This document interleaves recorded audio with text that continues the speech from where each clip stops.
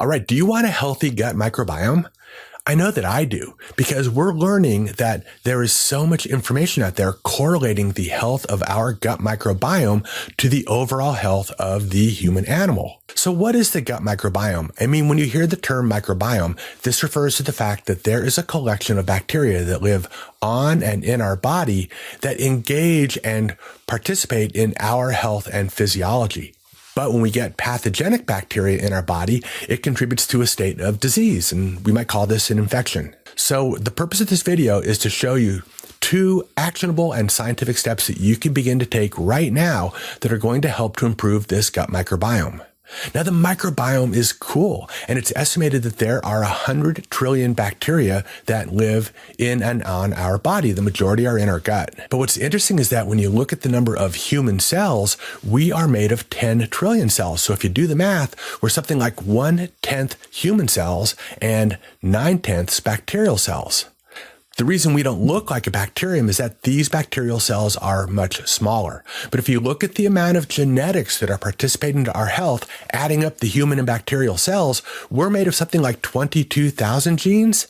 It's estimated when you add up all of the bacteria that live in our microbiome of our gut, it could be as many as 2 to 3 million genes. And these are 2 to 3 million proteins that are working to support the bacteria's physiology and also in some ways associating with and influencing the way that our body works. The first thing that you can do to improve your microbiome is work on your stress response. And I know so often this is easily or more easily said than done. But what happens is when we're in a high stress state, 2 things happen. The first is that we suppress the amount of blood flow to our gut mucosa. And recall that our gut mucosa is a single cell layer that basically separates all of us from everything in the outside world. Now, this single cell layer needs to have the wherewithal and the gut and blood delivered nutrients to be able to replicate itself every 3 to 6 days.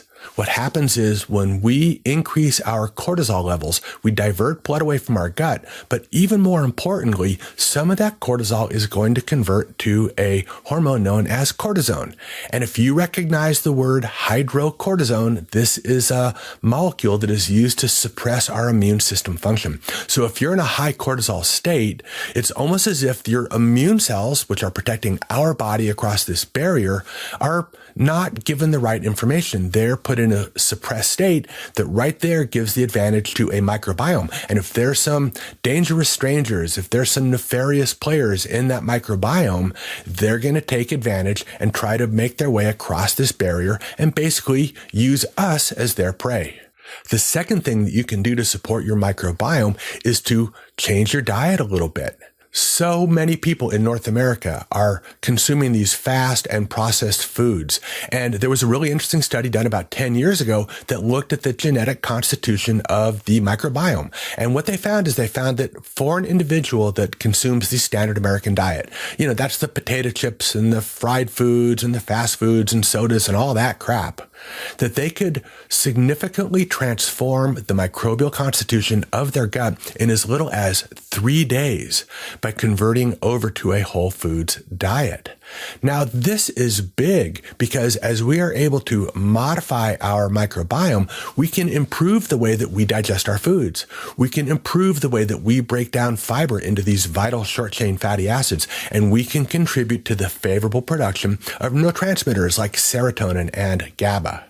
Now, there you have it. There are 2 simple interventions that you can begin to do today to actually help to support and optimize your microbiome. Now, if you guys are interested in knowing about your functional health, where you stand on the functional health and wellness perspective, I'd encourage you to go to the description of this video and click on a link that will bring you to my functional health assessment. Now, my functional health assessment is an easy at-home self-assessment using tools that you have around your house to make some measurements to determine where you are on this health and wellness spectrum. Because when you know where you are, then you can know where you need to go. As always, I'm making these videos for you guys, so be sure to like, comment, and subscribe. And as always, I will see you in another video, and take care.